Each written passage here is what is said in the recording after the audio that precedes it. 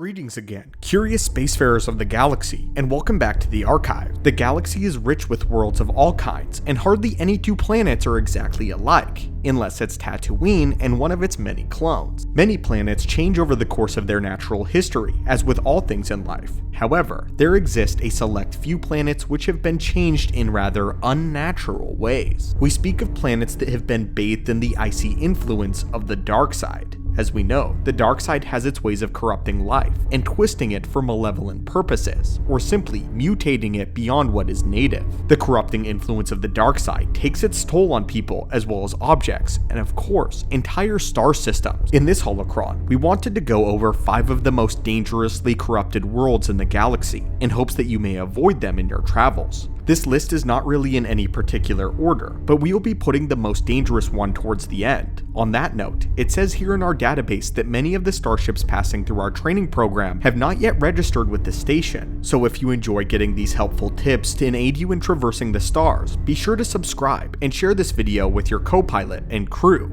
Now, let us begin. Our list begins with the planet known as Dromund Kaas. During the Great Galactic War as began by Darth Vitiate, Dromund Kaas would be the capital of the reconstituted Sith Empire. The planet originally had been nothing more than a Sith colony world back in the ancient days of the Second Great Schism, as documented by the Dark Jedi Sorza Sin. When rediscovered by Vitiate, however, Dromund Kaas became the site where he would erect the Dark Temple and the Dark Force Temple. In both of these, he and many other Sith Lords after him would follow, and would conduct many horrific experiments and rituals, causing the temples to become so steeped with the dark side that they became their own dark side nexuses. The presence of 2 nexuses caused atmospheric changes in the weather, which resulted in an eternal thunderstorm covering the world. We see this sort of thing happen on many Sith-owned worlds such as Exegol, where lightning flashes and rain falls while never ceasing. Next, we have the world of Dathomir, the home of the Night Sisters, and a place of great force energies. Dathomir itself practically gave birth to an entirely new religion within the Force itself. The Night Sisters feed on the system's natural wellspring of force energy, which runs through the core of the planet like veins. With this, coupled with the practice of spirit worship and dark witchcraft, gave birth to the magic which the Night Sisters regularly use. Mother Talzin exemplifies this power by manifesting her abilities with a green mist, which she refers to as Ichor. The magic that the witches do, though isn't as always pure as they would like to claim. Dathomir is naturally drawn towards the dark side of the Force, and the way the Night Sisters use it perpetuates this corruption. They have no problems using their magic to manipulate the planet and animal life there, as they believe it is in service to Dathomir, and they don't realize that they are actually corrupting it further into darkness. Dathomir is a savage planet that regularly sires whole hosts of horrific monsters and wicked spiritual beings. It is no secret as to why Darth Sidious himself had such a fascination, respect, and fear of this world. Coming up next, we are going to address the Sith home planet of Korriban. This system is also referred to as Moraband around the time of the Clone Wars, but although the name has changed over time, the dark side's influence never will.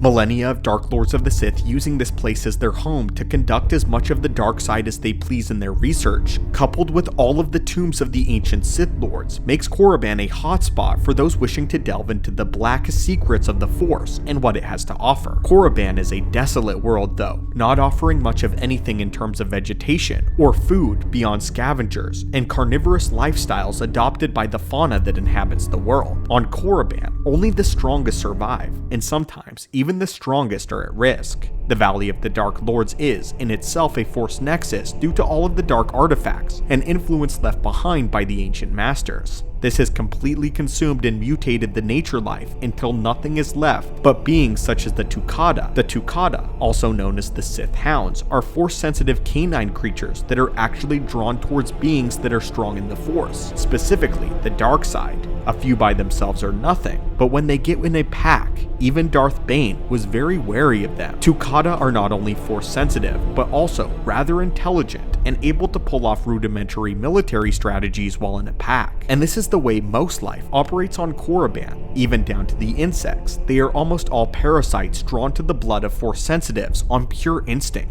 All of that, and we haven't even started talking about the violent sandstorms and the malevolent spirits of the long-dead Sith Masters. Even Master Yoda and Darth Sidious were rightfully cautious around Korriban. Our last two picks for this list are a little different than the ones mentioned earlier, but all too important to the list. The second to last will be the decimated planet of Malachor 5. As many of you know, Malachor 5 would be the system that Revan destroyed during the Mandalorian Wars when he activated the mass shadow generator and exterminated almost all life on the planet in an instant. This caused a wound in the Force to be formed not only in the planet, but in one of its living inhabitants. This spawned one of the deadliest and most cataclysmic beings known to the Star Wars universe. That being was Darth Nihilus. The Force wound from the events of this planet settled in a living being, and Nihilus had a hunger within the Force that threatened to consume him if he did not feed off of other Force sensitives. Nihilus would soon become the very thing that created him, as he got to the point to where his hunger required him to feast on an entire world. Malachor 5 stood as a wound in the Force for all time, and even when it slowly healed by the time of the Clone Wars, the planet's name was used as a curse word. Despite all of these horrific things on all of these decimated worlds, there is still but one that stands out, at least to us, as the most corrupted planet in all of the lore. That world would be Nathema,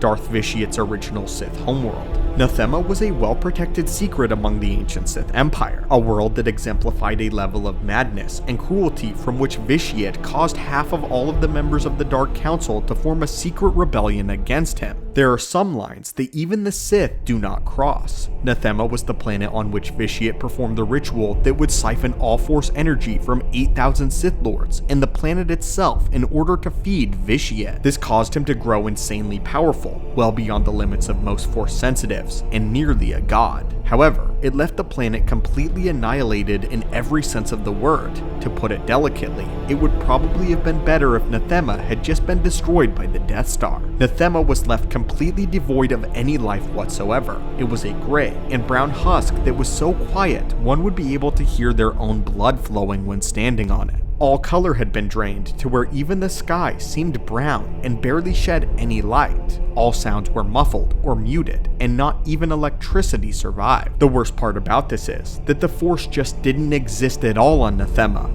Force sensitives who got anywhere near the world would not be able to sense anything on the planet. It would appear to them as a big emptiness in the Force. On the planet's surface, they wouldn't be able to touch or use the Force, whether Sith or Jedi, light or dark. Spending even an hour on the surface of the planet would begin to drive anyone completely insane. Even Lord Scourge, who was a devout follower of Darth Vitiate, turned against him when he saw the world. Scourge said that corruption he understood, destruction he understood, but what he saw before him was an abomination. And on this chilling note, my friends, concludes our list for the most corrupted worlds in the Star Wars galaxy. Do you think that we got a good sampling of some of the most messed up worlds in Star Wars? If not, be sure to comment them down below. And what planet do you believe deserved to make this list? If you enjoyed the video and would like to see more of its kind, be sure to comment down below what sort of things you would like to hear about. Until then, be wary and have a great day.